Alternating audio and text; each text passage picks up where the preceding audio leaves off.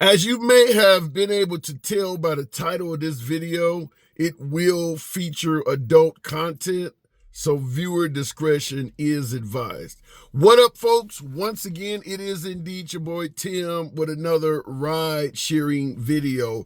We often talk about passengers getting in your car, vomiting, passengers getting in your car, defecating. We're talking about medical patients sometimes leaving soiled garments and things like that. A hell of a lot can happen as a rideshare driver to your vehicle, but I've never heard this one before at all.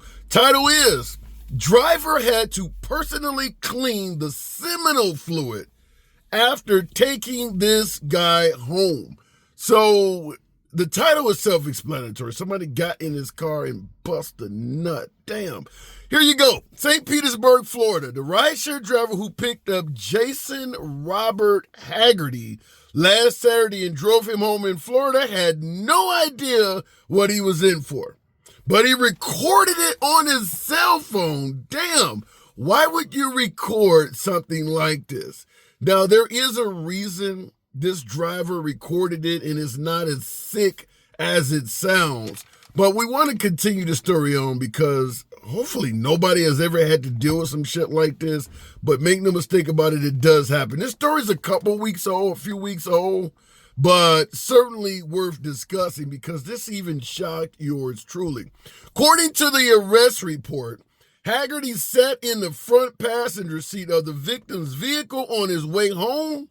That's when, the report said, the defendant displayed and exposed his body part and then began to masturbate the duration of the ride until arriving at his residence in St. Petersburg. Obvious question, why the hell would you keep driving when somebody is jacking off in your shed?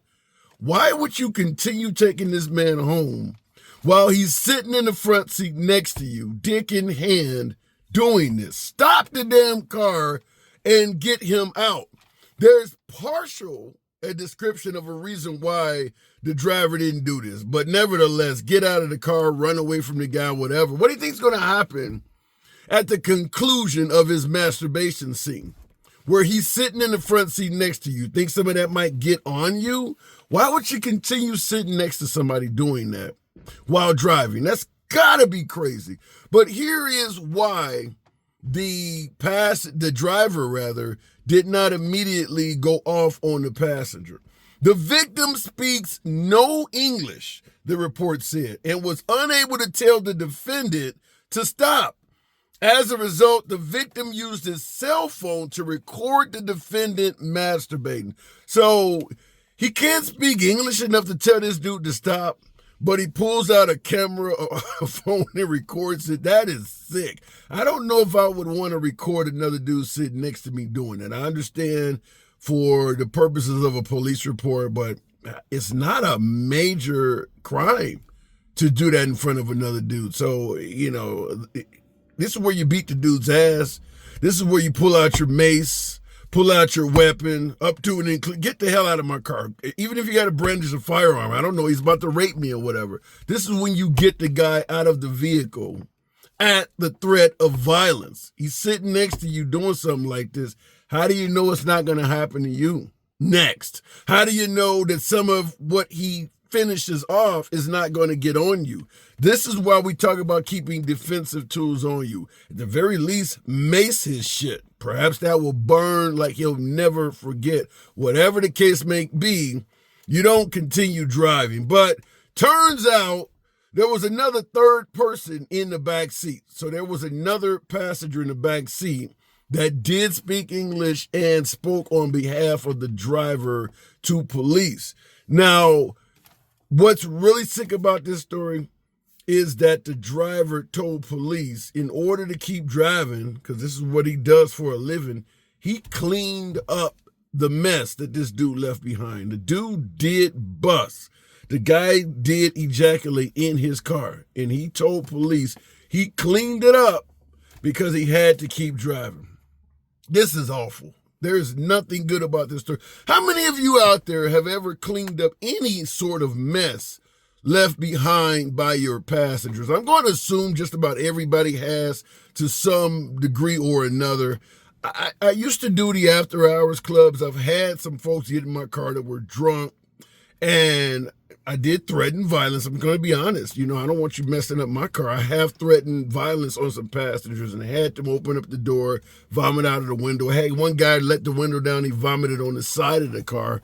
And when we got to his house, his wife came out and cleaned it up, and they gave me like $100 bill or something. I was really going off. I had a Cadillac DTS, and I was trying to, provide a nice service for the passengers, and I didn't want my Cadillac smelling like vomit. I've never had a passenger fully defecate in my vehicle.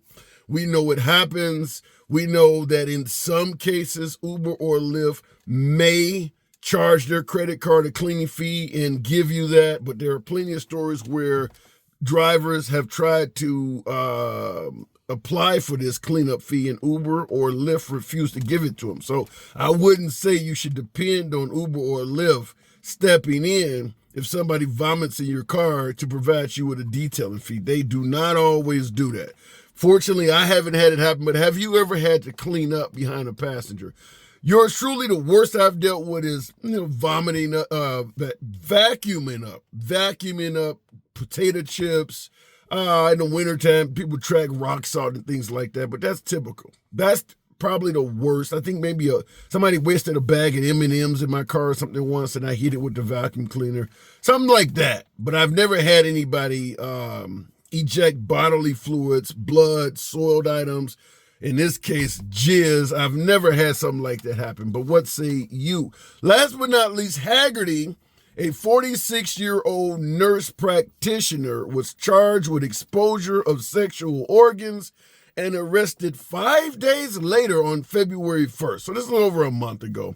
He spent more than 25 hours in jail before being released on his own reconnaissance. So, listen, it's not a major crime. It's not a major crime to do this in front of somebody. So that's why I said, kick him out at the threat of violence. It's not like he's going to get a hell of a lot of jail time. So why are you filming this shit? You got that nasty ass shit on your phone for a dude that spends a night in jail?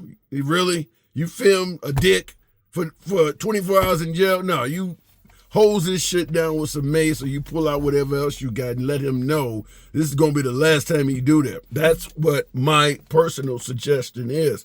Nevertheless, folks, wanted to bring this story to you because rideshare often is a lot more than it's cracked up to be. And by the way, the comments on this video were off the chain. Folks were talking about, according to his terms of service, somebody said perhaps he was trying to get the driver just a tip. I mean, it was crazy. He had a long day at work and just needed a release on the way home. It was awful in the comments. It is what it is, folks. Certainly stay safe. Keep your defensive tools on you and Uber on. Feel free to smash that like button, subscribe to the channel, and I'll see you in the next video.